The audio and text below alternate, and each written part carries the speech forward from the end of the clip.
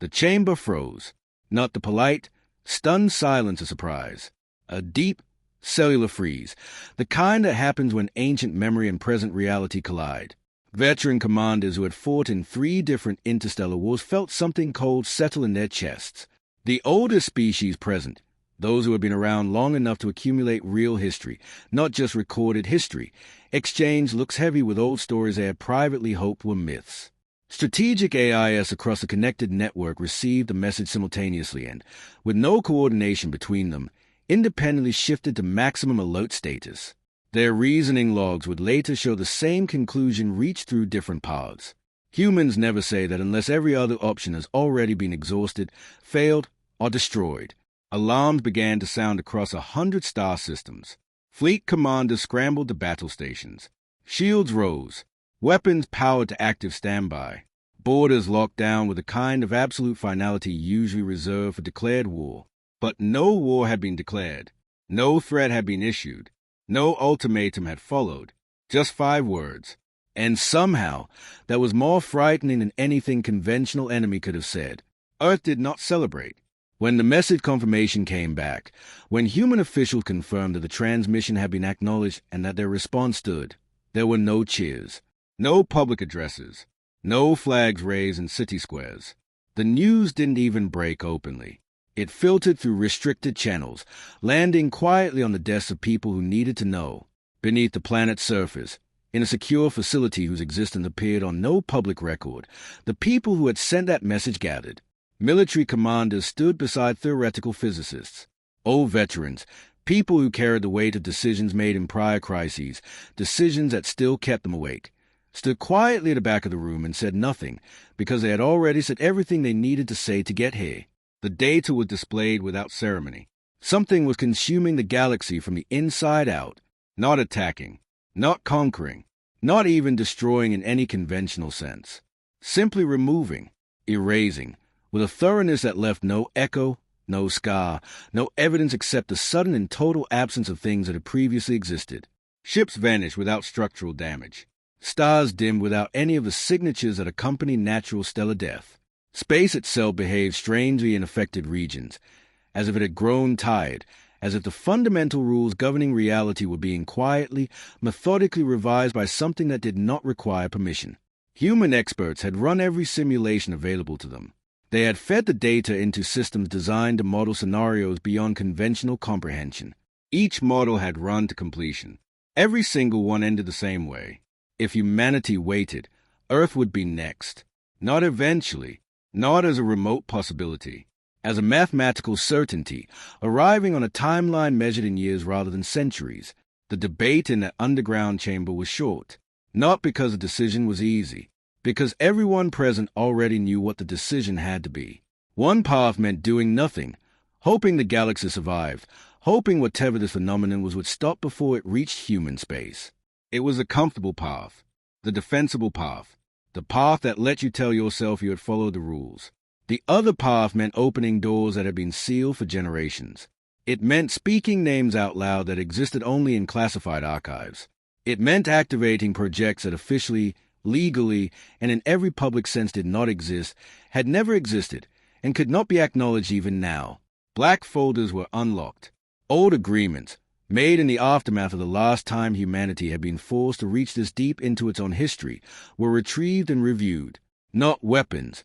The people in that room were careful about language, because language shapes thinking, and they needed to think clearly. They called them tools. Tools built to address problems that conventional reality couldn't accommodate. Tools that had been locked away not because they didn't work, but because they worked too well, and the galaxy had asked humanity to promise never to use them again. A commander near the front of the room, a woman who had spent 40 years making decisions she would carry forever, asked the question everyone was circling. What happens if we're wrong? The room absorbed it. Another voice answered, calm and even, an older man, standing near the back, who had not spoken until now. Then at least there will be something left to learn from. It was not a comforting answer. It was an honest one. The decision was made, unanimously and without joy. No announcements followed, no press conferences, no warnings transmitted to the Council. Humanity did not tell the galaxy what was coming. They simply began to move, deep in human territory. Facilities that had been sitting in careful, maintained dormancy began to power up. The energy signatures were subtle, deliberately so, but not subtle enough to escape every sensor in a galaxy that was already watching human space with obsessive attention. Ships departed without transponder codes, without flight plans filed, without names registered in any database. They were not warships in any recognizable sense. They carried small crews, compact teams selected for specific qualities, calm under conditions that would break ordinary minds, trained for missions with parameters that did not include clean extraction. People who had made peace privately with the mathematics of what they were being asked to do. Across the galaxy, observers noticed, and what they noticed frightened them in a way that straightforward military mobilization never could have. Human fleets were not gathering. They were dispersing, spreading outward in patterns that matched no conventional tactical doctrine, disappearing into regions that didn't appear on standard navigation charts. Regions marked as dead zones, unstable space, forbidden coordinates where previous expeditions had simply ceased to exist. Strategic AI systems issued new warnings to their respective governments. The language in the alerts was careful, precise, and deeply unsettling. Humanity is not defending. Humanity is positioning. And then, for the first time since the crisis had begun, since the first star system had gone quiet and the galaxy had realized it was dealing with something beyond its comprehension, something reacted. Space trembled, not metaphorically. Sensor arrays across multiple systems registered actual, measurable distortions in the fabric of space-time. Gravity readings stuttered. Light bent in directions that violated clean physics. Communication delays grew. Fractions of seconds, small enough that most automated systems filtered them as noise. The problem had noticed humanity, and it did not like being noticed. The first alert came from a minor border system, a small, unremarkable cluster of worlds that existed mostly as a waypoint for cargo routes. Its sensor network screamed for exactly 3 seconds. Then it went blind. Before it did, the local monitoring AI issued a single output to its network, a message that propagated outward at transmission speed, and landed in council chambers across the galaxy with the impact of a dropped blade. Unauthorized human activity detected. Within minutes, identical reports cascaded in from dozens of systems. Human ships were appearing where no transit lanes existed, moving through coordinates marked permanently impossible, traveling without engine signatures, without energy displacement, without any of the physical evidence that should accompany the movement of mass through space. Just sudden presence. Quiet, purposeful, impossible. Galactic command centers descended into chaos. Admirals shouted contradictory orders at staffs already overwhelmed by incoming data. Civilian transports were rerouted away from projected human pods. Old treaties, agreements about territorial sovereignty and transit rights that had governed galactic relations for centuries, were pulled from archives, reviewed urgently, and then quietly set aside because they had been written for a situation that no longer existed. The council reconvened. Screens filled with red markers. Human signals multiplying, shifting, vanishing, and reappearing elsewhere. Predictive models failed publicly and repeatedly, their probability outputs collapsing into error states the moment they tried to account for human movement. The ancient species recognized the pattern.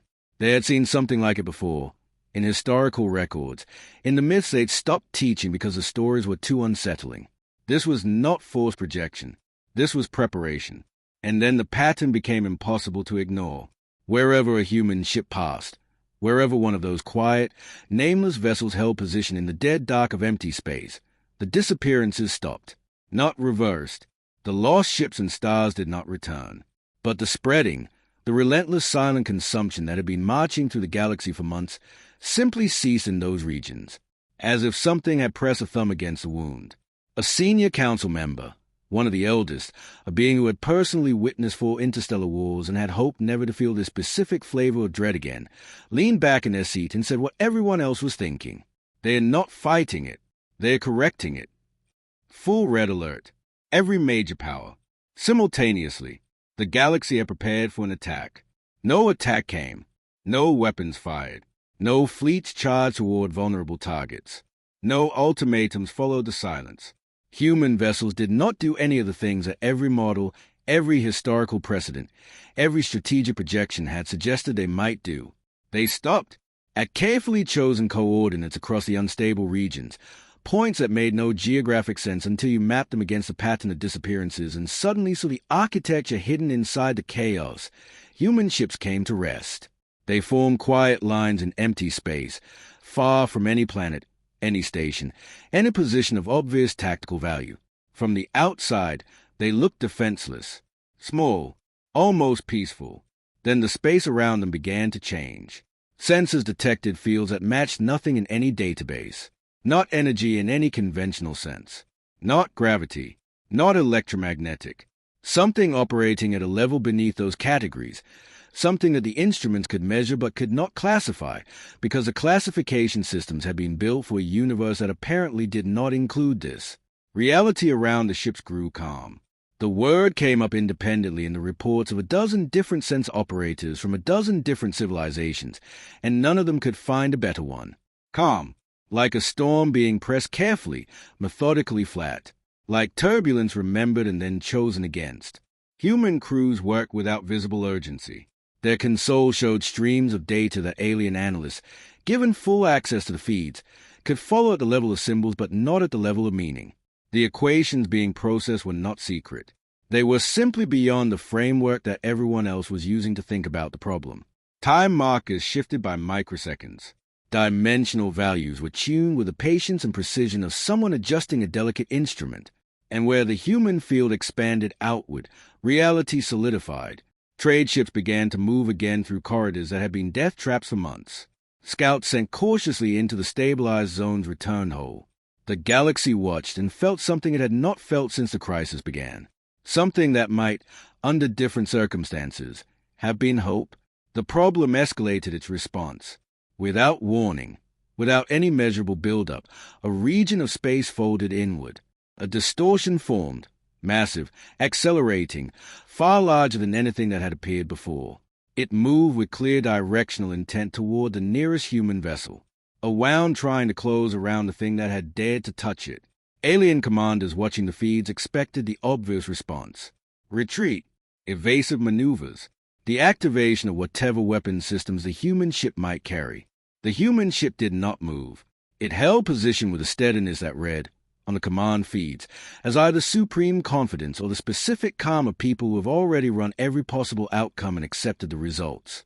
Then it activated a second system, something that hadn't been observed before, something that the sensor logs would spend months failing to adequately describe. Reality snapped. It was the only word anyone could agree on afterward. A sound no one heard, but everyone registered through instruments that weren't designed to register it.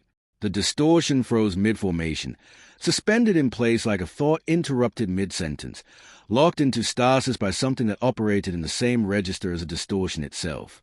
Data streams went wild. Physics laws contradicted themselves in the readings. Ships across 3 systems logged cascading anomalies as a surrounding space-time processed something it hadn't been designed to process. Then, slowly, over the course of about 20 seconds that felt considerably longer, the distortion came apart. Not explosively, not violently.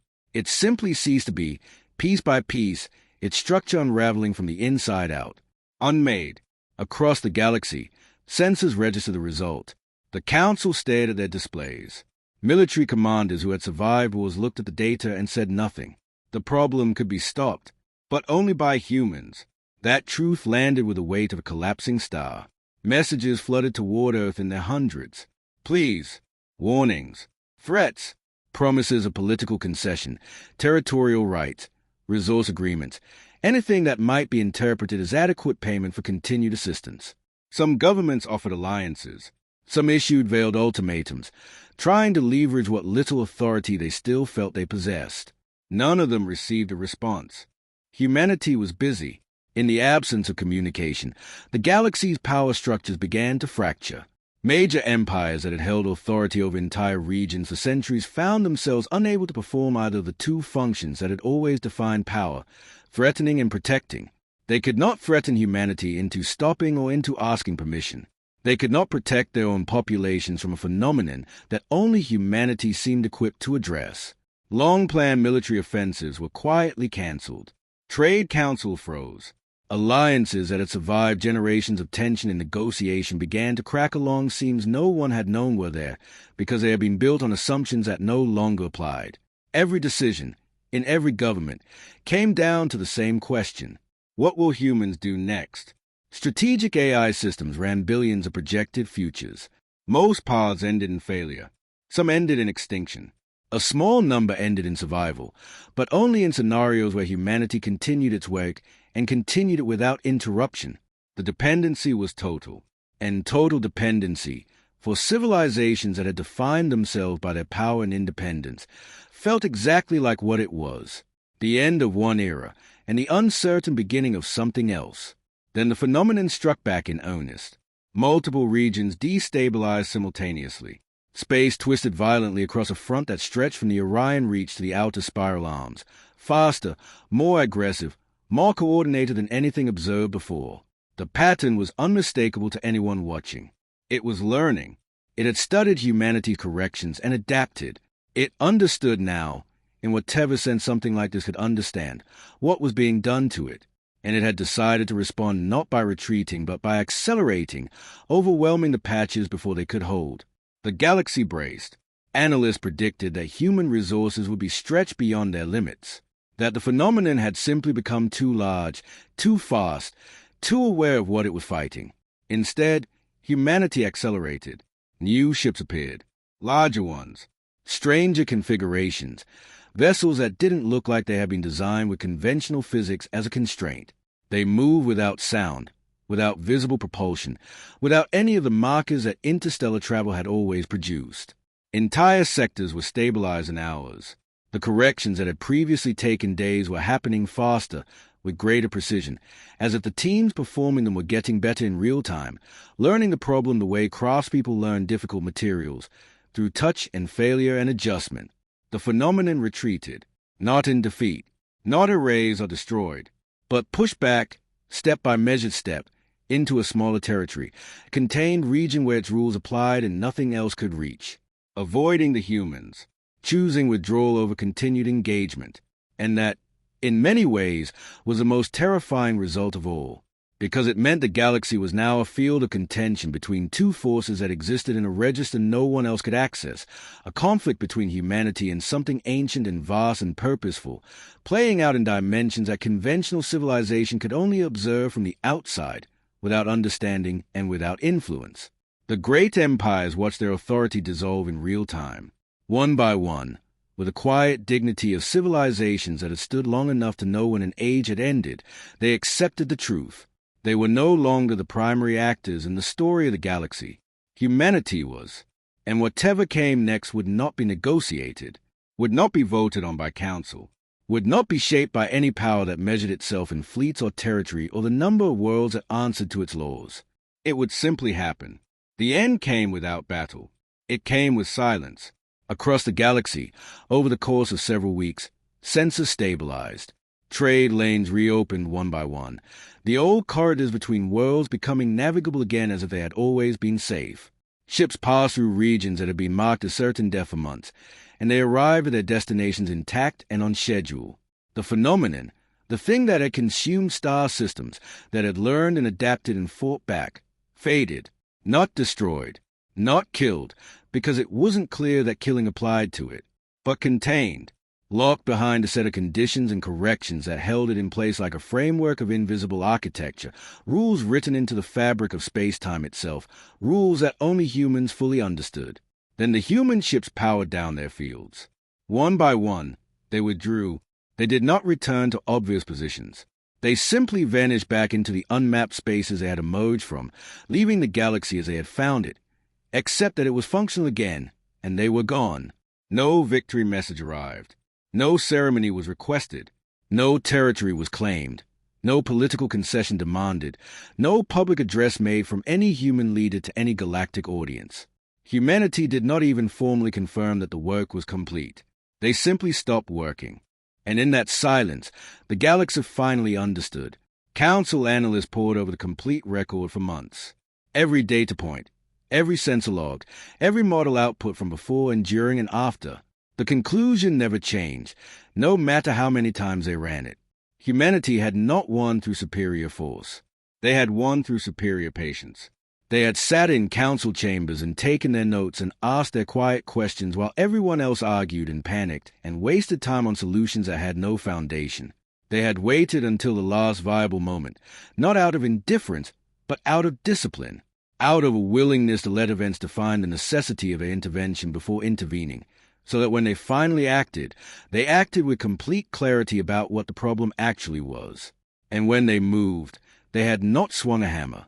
They had applied a correction, precise, targeted, calibrated to the specific nature of a threat that required understanding before it could be addressed. New doctrine was written into galactic law, not treaties of alliance, not formal agreements of mutual defense. Warnings, passed unanimously, archived in every government archive in known space, taught to every diplomatic and military academy from that generation forward. Never corner humanity, never force their hand. Never interpret their silence as absence of thought or intention, because when humans finally say fine, we'll handle it, the situation has already moved beyond the point where anyone else's involvement is relevant. Worlds rebuilt, economies recovered, empires adjusted their borders and their ambitions to fit the new shape of a galaxy that had changed permanently and quietly while everyone was watching something else. A generation later, young students in history seminars across a dozen civilizations pulled up the crisis in their archives and asked the same question with slight variations in phrasing but identical intent. Why do humans get special deference? Why that much respect given to a species that isn't the oldest or the strongest or the largest? The veterans who taught those seminars, people old enough to remember the red alerts, the frozen councils, the moment the distortion had been unmade by 5 words on a plain transmission, always answered the same way. They didn't give speeches. They didn't reach for drama. They just said, because the last time the galaxy broke, humans fixed it. And they did it without being asked twice. Far beyond observation range, in a monitoring station orbiting nothing in particular, a single officer sat at a console running final confirmation sweeps on the last sectors to be cleared. All values stable, all risk contained, all anomalies resolved. She had been doing this work for a long time. She had been one of the people in that underground chamber when the folders were opened and the names were spoken out loud. She had served on one of the nameless ships. She had sat at a console very much like this one in the middle of unstable space while reality buckled around her hull, and her crew worked the equations with a focused quiet of people who had accepted the stakes completely. She closed the final file. She sat for a moment in the specific silence of finished work. Then she keyed a single log entry, flag routine, destined for an archive that almost no one would ever access. Problem handled. She powered down the console and stood up, stretching particular tiredness of a body that had been carrying something heavy for a very long time. Outside the station's observation panels, the stars were steady. All of them. Across the whole visible stretch of the galaxy, the light held still and clear and constant. The way light is supposed to, the way it hadn't been, for a while, until someone quiet and patient and deeply capable of thinking through terrible problems decided that enough was enough. Somewhere in the deep dark between the stars, in the regions where conventional space shaded into something older and stranger, the thing that had once been consuming the galaxy held its position inside its boundaries and did not push outward, because it remembered. It remembered the ships that had appeared without warning in its territory. The corrections applied with surgical precision to its most careful work. The moment its greatest assault had been frozen in place and quietly, completely unmade. It remembered the species that had done all of this without anger, without arrogance, without any of the emotional noise that usually accompanied beings who believed themselves to be powerful. Just calm, just clarity, just the quiet, absolute competence of a species that had decided a problem needed solving and had solved it. The galaxy held its breath. The stars held their light, and in the deep silence between everything, reality itself stayed still, because it remembered, too, who had taken the time to fix it, and it had no desire to find out what would happen if it made that necessary again. The galaxy had seen everything.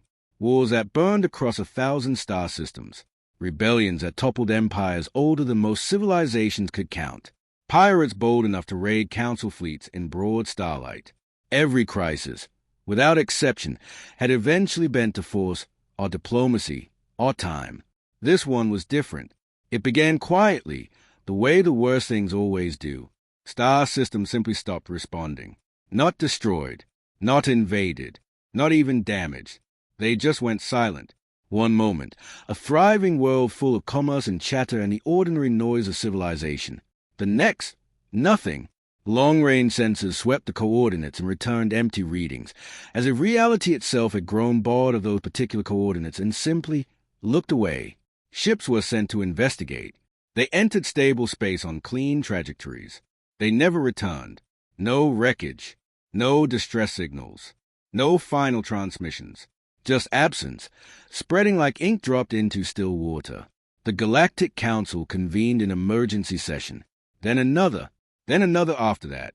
Admirals slammed their fists on ancient conference tables and demanded military solutions. Scientists threw calculations at one another across chambers that had witnessed the rise and fall of civilizations.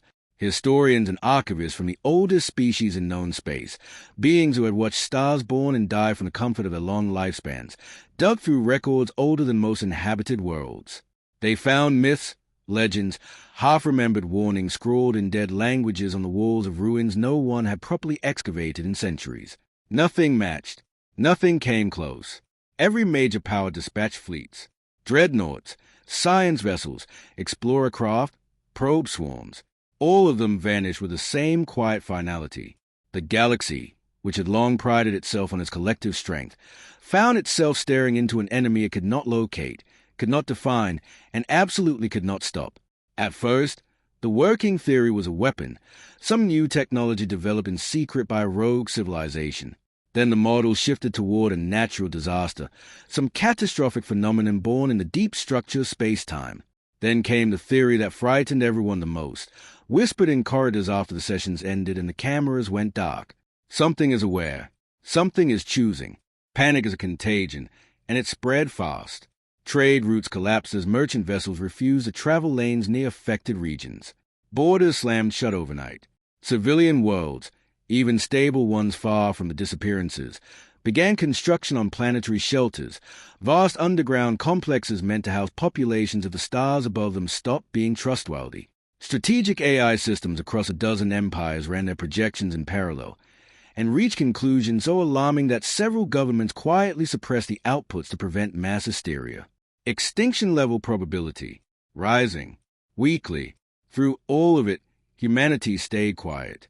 They had sent observers, small, calm delegations who sat in the back of council chambers and took careful notes. They asked measured questions. They requested access to raw sensor data, to the last known trajectories of lost ships, to the dimensional reading from regions that had gone dark. They were polite. They were attentive. And then they waited. That silence made the galaxy deeply, instinctively nervous. Humans were not the oldest species at the table. They were not the most powerful, not the most technologically advanced, not the most numerous. In raw military terms, at least 3 other civilizations could have overwhelmed Earth without much difficulty. But history had a pattern that the oldest species had learned to recognize the way experienced sailors learned to read weather. When humans went quiet for a long time, they were not being passive. They were thinking. And when humans finished thinking, things changed. Another fleet vanished near the Orion Reach. 700 vessels, gone in the space of a standard hour. The sensor data showed nothing. No attack, no explosion, no anomaly. One moment they were there. The next, the coordinates were empty and indifferent. The Council made its decision. A direct message was transmitted to Earth, not phrased as a request, not softened with diplomatic language. A demand, blunt and desperate. Speak. Tell us what you know. Tell us what you intend to do. The chamber waited. Hours passed with a specific, agonizing quality that only genuine dread can produce. Then a reply arrived. No images, no formal seals, no ceremonial tones, no elaborate preamble from a council of ministers or a military commander or a head of state. Just a single line of plain text, transmitted on a standard frequency, as if someone had typed it quickly between doing something else entirely. Fine, we'll handle it.